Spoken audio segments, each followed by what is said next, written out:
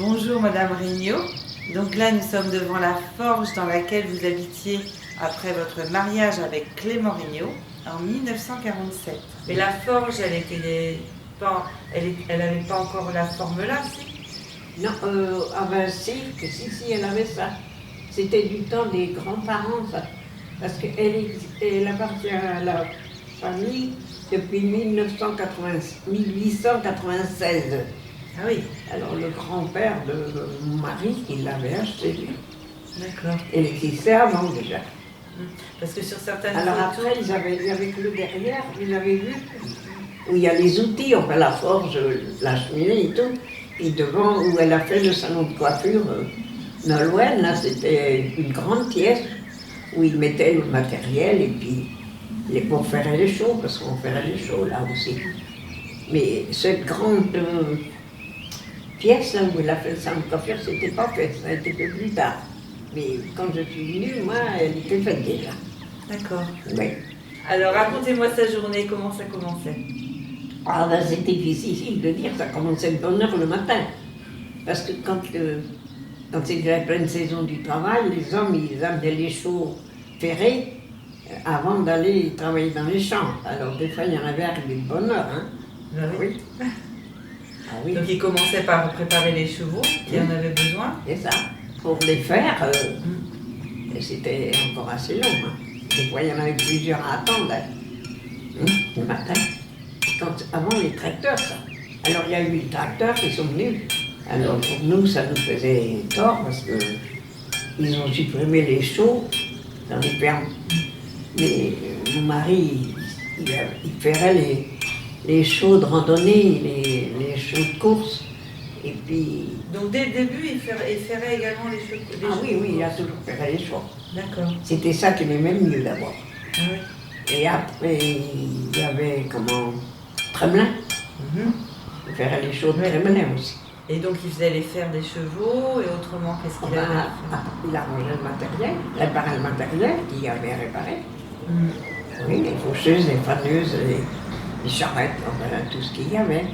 Il ferait les ronds aussi, vous savez, pour mettre les cercles autour de... Il y avait un charron qui faisait le bois, puis il ferait ça. Ça, c'était une affaire. Ah oui, donc le charron apportait la roue qui était préparée et lui mettait le fer autour. Il faisait le fer autour. Il fallait chauffer. Ah oui. C'était du travail, ça. Donc il finissait très tard. Ben, je sais pas, il travaillait. Il avait travaillé ce qu'il y avait à faire. D'accord. Pareil. Et pour le fer, comment il se le procurait? Le fer Ah ben, ça venait de Rennes. Ça venait de Rennes. Par le train ou? Ah ben, on était livré le gros fer, parce que ça venait en grande barre, souvent.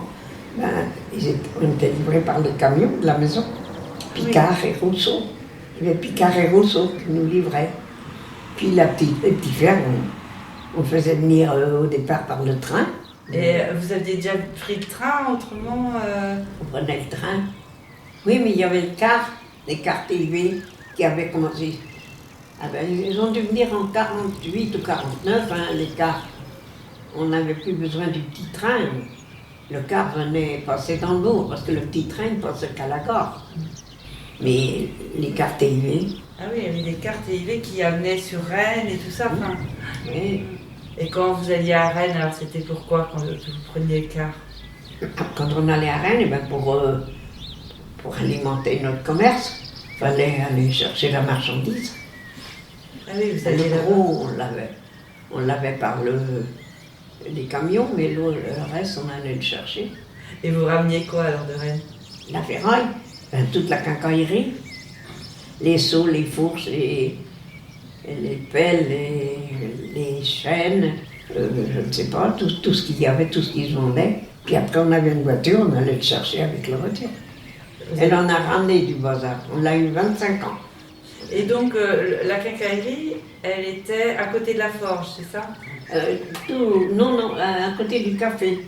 À côté du café. Mais on avait tout, depuis le café, où il y a la coiffeuse, où il y avait la coiffeuse avant, tout le long, là, c'était à nous. D'accord. Alors on avait de la place pour ranger tout ça. Et donc vous, pendant ce temps-là, vous vous occupiez du café et Oui. de la quincaillerie.